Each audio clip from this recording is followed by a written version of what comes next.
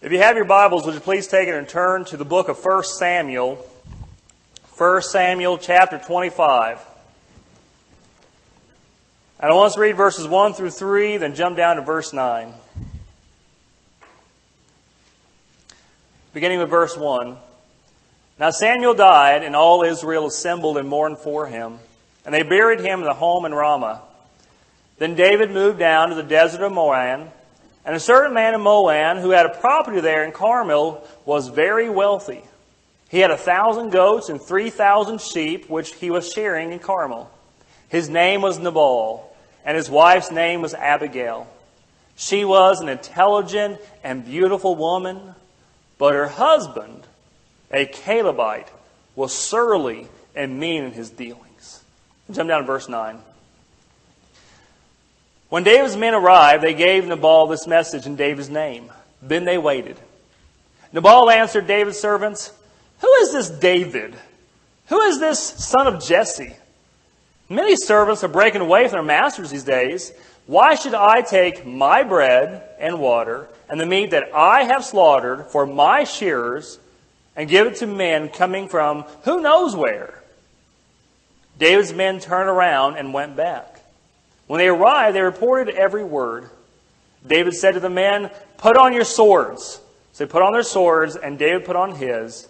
About 400 men went up with David, while 200 stayed with the supplies. The word of God for the people of God. Thanks be to God. Amen. Kate Peterson was a sweet woman in our church who was a recent widow. She was very sweet. She was soft-spoken. She was very generous. She was a devout follower of Jesus Christ. When her husband Eddie had cancer, Kate was right there by his side every day. She never left. She was such a faithful wife. And after his death, we weren't quite sure how she would respond because her whole life was wrapped up in taking care of Eddie. But after his death, Kate began going to church with her son, and we didn't see her for about a year. I spoke to her every now and then, but Kay was a very private person and didn't really open up about how she was dealing with things. After about a year, it was to everyone's surprise when the Bible study started and word came back and 3 people came in and said, "You'll never believe what I heard today." I said, "What?" They said, "Kate Peterson got married." I was like, "Married? I didn't even know she was dating." Now, it wasn't a shock to me that she got married because I knew that Kate needed to take care of somebody. And so she had to take care of someone, so I was accepted that. But it wasn't that she got married, it was who she got married to. Now, this was a guy in town, and every person that came up and told me about him, not one person said anything nice about him. I asked about him around town to see who he was and all this. In all of the town of Starkville, Mississippi, not one person I spoke of could say one nice thing about this man. Now, y'all, you have to work hard, or not one person in town can find one redeemable quality about you to tell a preacher.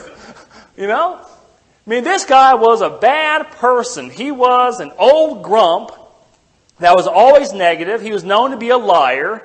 He used people. He was dishonest. He was a scoundrel. And he had a habit of marrying widows who had recently lost their husbands, who had large life insurance policies. In fact, he was a very wealthy man because of it. And if you look at this guy, I mean, there is nothing good about him. But then you contrast it with Kate, and Kate was the exact opposite. You talk about an oxymoron in a marriage, this was it. She was the beauty, she was loving, she was kind and compassionate. He was the beast all the way to the core. There's nothing good about him that anybody can say. Now, as I got to know him through Kate, I realized that, well, everybody was right. You know, he was everything everybody said he was. And today I thought about this, and I tried to think of a name for him that I could say. And there's lots of names, but I had to think of a name that I could use from the pulpit to describe a person like this. And it was harder than I thought. Something that I thought would be used in a kind way. So I went to Google, and I Googled the name, and it came back with lots of options. Some names like moron, imbecile, and some other not so nice things. But I had to think the most non-offensive word I could use to describe this man and others like him. And I ran this by my wife first. So if it's too offensive, blame her. But the best word I came up was nincompoop. He's a nincompoop. And I thought about this, there are nincompoops all over the world. And we have them all in our lives. Some of you work with a nincompoop. They are loud, they are brash, they are rude, they lie, they take credit for your work, and they're just mean. Sometimes you experience these nincompoops throughout your everyday life. You ever been driving down a road and there's someone else who thinks they own the road and don't care about anybody else? Sometimes you find folks who think the world owes them everything and acts like it. Maybe sometimes you come across a person who they will do whatever they want regardless of how it impacts anybody else. When my wife's mom first moved up here from Mississippi, she got her garden going, a big flower garden with lots of roses. And she went to Lowe's up there in Florence.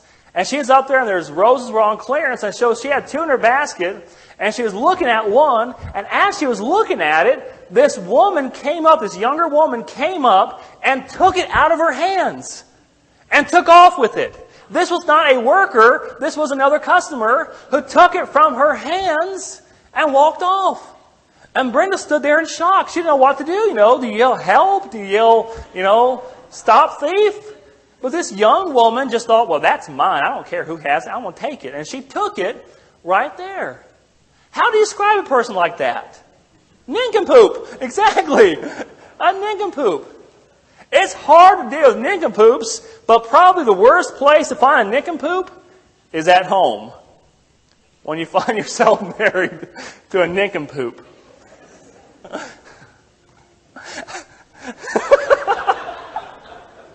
I love reactions. I read an article this past week that gave some ways to tell if you are married to a nincompoop. And, well, they actually use the word nincompoop, use something else, but you get the point. And this is how you can tell if your spouse is a nincompoop. They try to get you mad and hurt you on purpose. Not because you've done anything wrong, because they just don't like you being happy. They want you to hurt. They think it's your job to serve them hand and foot, and they won't lift a hand to do anything for you. You're their servant. They're very controlling and demanding.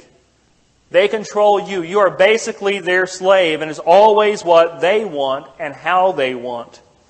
They are always right, and you are always wrong. In fact, you are dumb to even dare think anything other than what they tell you to think. They are always the smartest person in the room and always very braggadocious.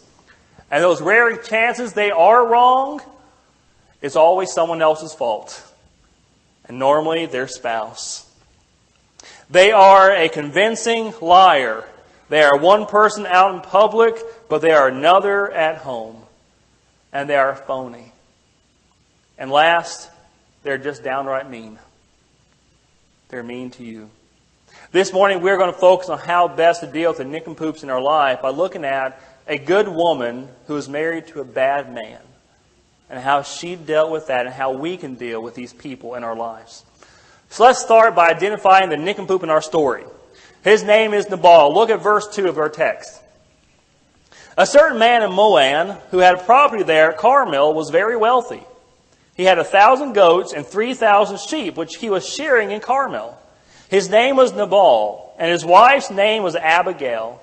She was intelligent and a beautiful woman, but her husband, a Calebite, was surly and mean in his dealings. Surly and mean in his dealings. Now, the name Nabal literally means fool. And you got to think, what kind of mother would name her kid fool, but maybe she saw what was coming. And the fool, in the Bible, the word fool does not mean someone who's ignorant. It means someone who does not know God. Psalm 14 verse 1 says, "The fool says in his heart, there is no God." And by definition, there's a lot of fools in this world, but not necessarily those who say they don't believe in God, but those who act like there is no God. Those who live their life as if there is no God. And there's a lot of church-going people who live their life that way, where they don't think they have to do anything because God is not there. And so Nabal was a fool in every sense of the word. And notice what kind of man it says he was. It says he was surly. Now, y'all, I got to be honest, I don't use that word very often, so I had to go again to Google and find out what surly means.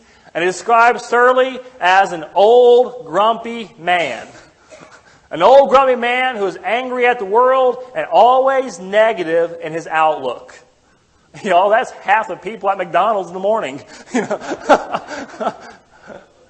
But someone's sort of, and you think about someone who's just mean and just always got a scowl on their face, always complaining and upset about something. Someone who's just angry at the world. And then it says he was mean in his dealings. Basically, he was dishonest. This is probably how he got his money. He treated people wrong and cheated others out of their money.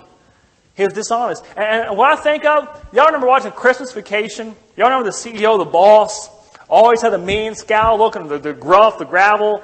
And then it came time, he didn't care how it impacted people, but he wanted the bottom line, so he cut out Christmas bonuses for everybody and didn't care how it impacted people. He just did what he wanted to. Dishonest. I told y'all about that man who married the widow Kate. Well, one of the stories that people told me over and over is one of the things he used to do back in the late 50s, early 60s, back when race relations were very bad in Mississippi. When it came harvest time, he would go, he had a big field of watermelons. He would drive to the African-American section of town and pick up a truckload of African-Americans to come and pick watermelons for him. And he'd agree to pay them a certain amount of money. They'd go out there and they'd work all day in the hot sun picking watermelons. And then before they got on the truck, he'd pay them their money. And this is about 15 miles away from where they lived. And he'd pay them their money, and they started to get on the truck. He'd say, no, get off my truck. You don't get a free ride here. You want to ride back to town, it's going to cost you half of what I gave you. And he would charge them half. And he says, look, if you want to, you can walk back to town, but it's going to be dark soon, and you know how it is for an African-American, he'd say African-American, to walk through the white part of town at night. And so these men would have to give half their money back to him just to get back on the truck and ride back home. How do you describe a man like that? Nincompoop. And that's kind of how Nabal was. Nabal was that kind of man. That's how he did his business. That's how he treated people. In fact, that's where you find the story today. This is how he treats David. Now, understand those days that there are a lot of thieves out, and when you had livestock, it was a common place for thieves to come and to steal them and to hurt the shepherds who are watching them. And so basically, Nabal used David and his fighting men as kind of a security force, as kind of a security detail to protect his property, protect his sheep and his goats and all his things he had. And so David and his men served, did their job, treated everybody nice, and then it came time for payday. And so David didn't ask for much. He said, look, we're out here, we're hungry, you're throwing a feast, why not just give us some food? Now listen to how Nabal repays David's kindness. It says here in verse 10, Nabal answered David's servants, who is this David?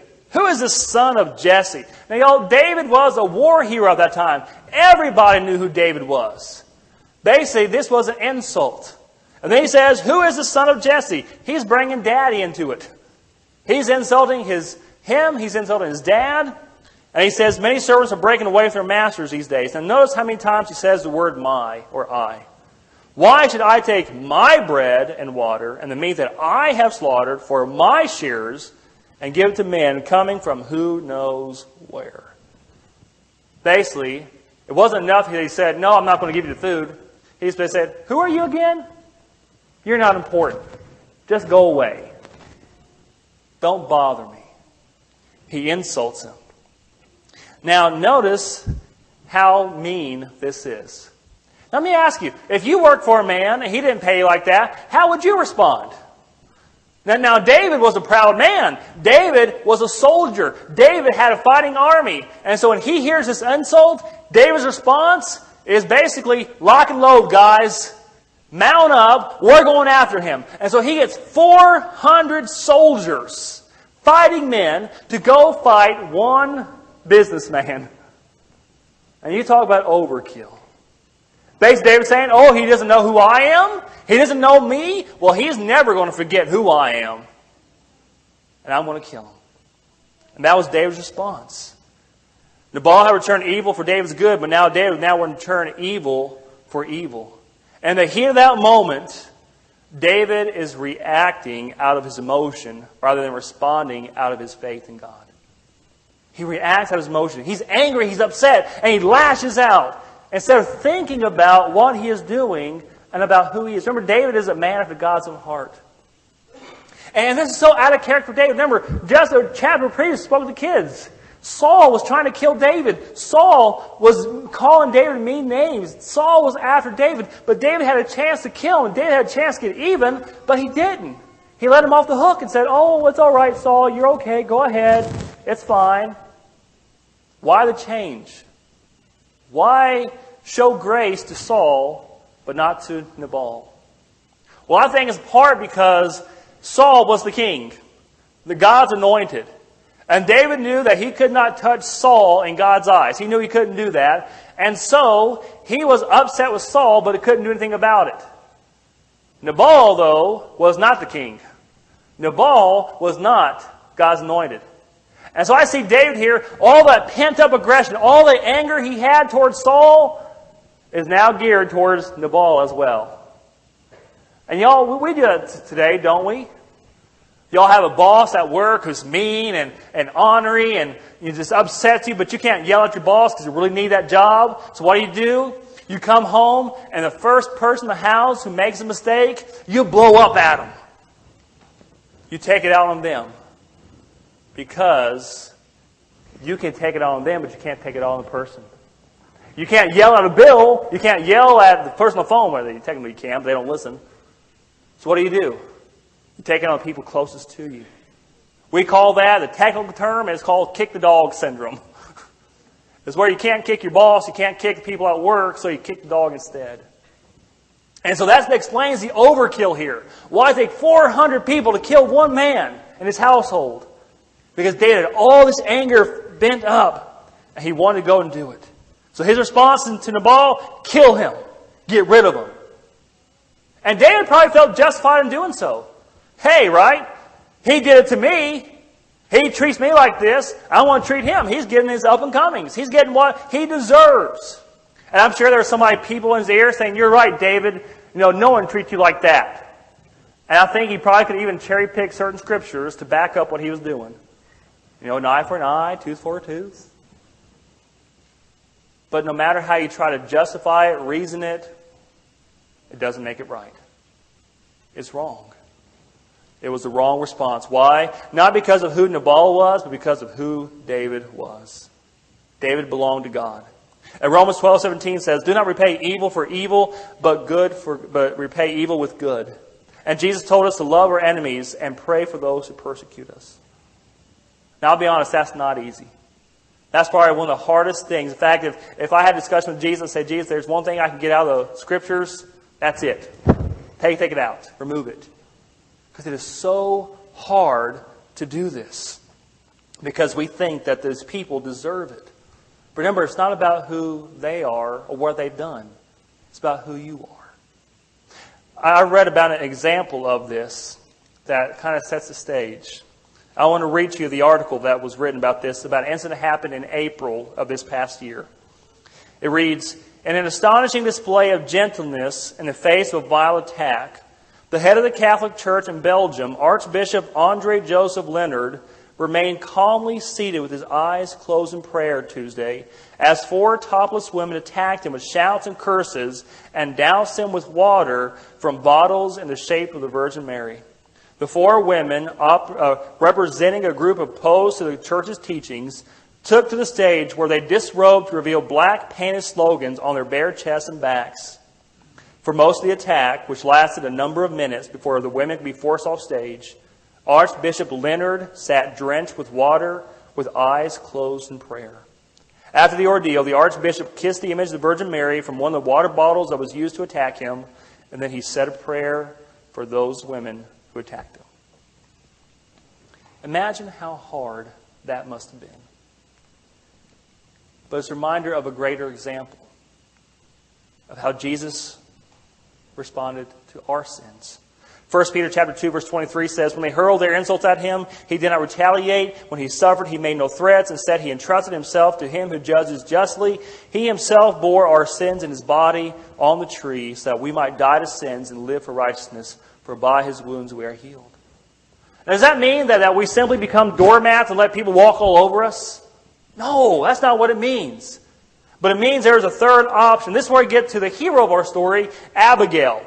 Now, Abigail is the exact opposite of Nabal. Now, why is she with a creep like Nabal? Remember, back in those days, marriages were arranged. You didn't get to pick who you got married. Your family picked it for you. And if the guy was rich, your father probably tried to get linked up with him somehow, some way. And so imagine how embarrassing it must have been for Abigail, this godly, righteous woman, to live with such an ungodly man, and how embarrassing all the things he said, all the things he did. And so when all this stuff happens between David and Nabal, Nabal's men immediately run after Abigail and say, do something about this. In verse 14 of our text it says, one of his servants told Nabal's wife Abigail, David sent messengers from the desert to give our master his greetings, but he hurled insults at them. Yet these men were very good to us. They did not mistreat us, and the whole time we were out in the fields, nothing was missing. Night and day, they were a wall around us all the time. We were herding our sheep near them. Now think it over and see what you can do, because disaster is hanging over our master and his whole household. And notice what it says about their master. He is such a wicked man that nobody can talk to him.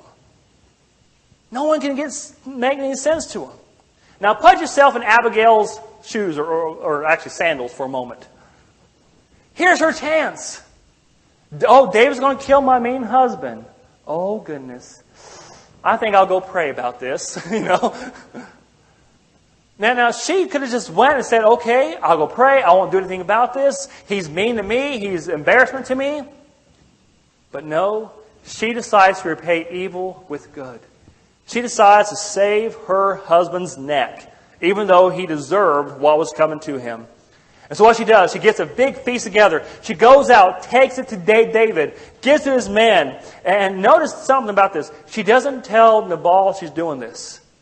She goes around his back. Why? Because he would have never allowed her to do it. Now, was she being a bad wife for this, a bad spouse? I say no. She was being very gracious. She was saving his neck. And sometimes, when your spouse is a nincompoop, you have to go around them to get things done. I know of one woman whose husband is a full-fledged nincompoop and very controlling and likes to put her on allowance and then wants her to give her paycheck to him, and then he goes out and spends money. Well, she has learned over the years that she takes a part of her paycheck and she puts it away. And so when they run out of money, they still have some because she went around him to save that money.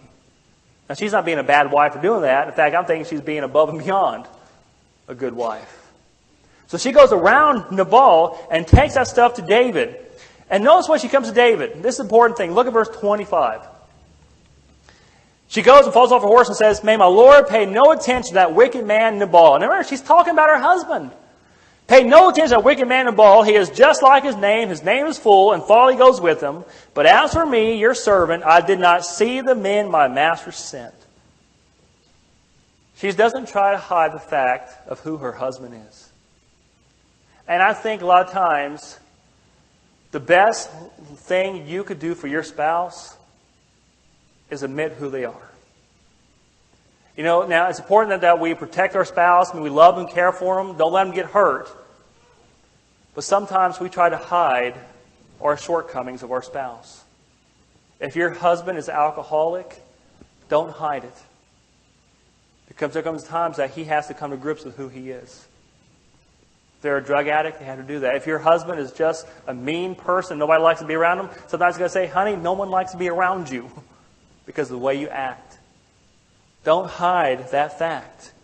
And so here she comes, she's honest, and David praises her. He listens to Abigail, and he says, thank you for helping me not to overreact. Now, real quick, a couple of quick lessons from this. How do you deal with a nincompoop in your life? First, never go down to their level. Never go down their level. Just because they act a certain way doesn't give you the right to act a certain way back to them. Remember, Jesus said, do unto others as you would have them do unto you. It's not doing to others as they do to you, but doing to others as you want them to do to you.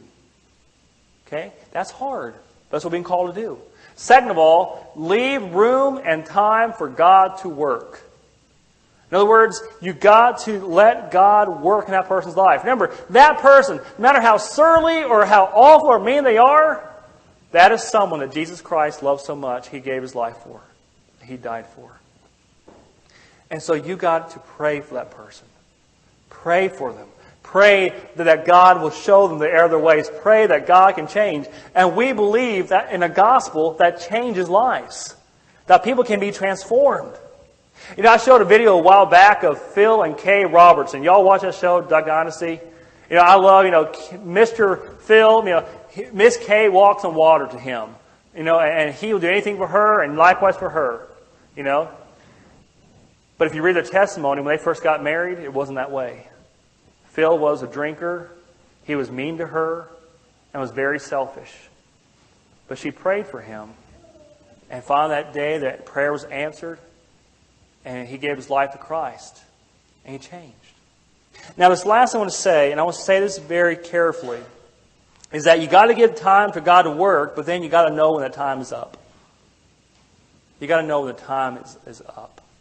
Now Abigail here, she was a godly woman, and she came home to tell Nabal how she had saved his life. But she came home, Nabal was drunk, and so she couldn't tell him, had to wait till the next morning. And when she did, he sobered up real fast because he had a stroke, and then he died 10 days after that. And then got married to David, lived happily ever after. Now, why did Abigail stay with Nabal? Well, because she had no choice. Remember, in those days, women had no rights. They couldn't separate from their spouse. But there's a time, and I will say this very carefully, if you are in a relationship where your spouse is abusive physically, it's time for you to separate right now. And I'll say this, if I'm wrong, let it be on my head. But no one has a right to ever lay a hand on you, especially your spouse. So get away from that. And if there's someone being abused emotionally, this is where it comes to a point after lots of prayer and guidance and counseling where sometimes a separation is needed. You can't rush into this, but sometimes when that nincompoop refuses to change, there comes a time for your sake you have to leave. One of the most godliest women I know, the people I admire most, was married to a nincompoop, and that's saying it very nicely, for 17 years. For 17 years, she got married right out of high school to leave house. She married too young. He treated her like garbage. He talked down to her. She was nothing. He had her on a little bit of allowance. She could not drive. She got to leave the house without his permission. He treated her like a slave. For 17 years, she lived with it. Finally, one day, she got the courage and took her and her kids and left. And met another man who treated her like the princess she is. And they've been married now for over 25 years. Now, was she wrong for leaving? I say no. That man that she was married to is still an old grump who lives by himself in a little bitty apartment, and his own kids won't even talk to him. And she lived in that for 17 years. When dealing with Nabal in your life, it's important to remember to be more like Abigail and less like David. But you think about it, Abigail is kind of a prototype of Jesus for us. Remember, due to our sin, we have all been condemned to death. And the judgment is coming. But Jesus steps in and says, Father, wait. Don't attack them. Here's my blood. Look at my hands. Look at my side. Look at my feet. Forgive them, for they don't know what they do. Today, as we sing our closing hymn, the altar rail is open for two things. First of all, if you've never received the love of Jesus Christ in your life, today come and receive that gift of His grace for yourself. Second of all, a lot of you have a lot of Nabals in your life, a lot of nincompoops who you deal with. How do you deal with them? Well, let us start by praying for them.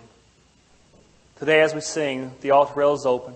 If If you'd like me to pray with you, I'd come and meet you down here at the altar. So let's stand as we sing.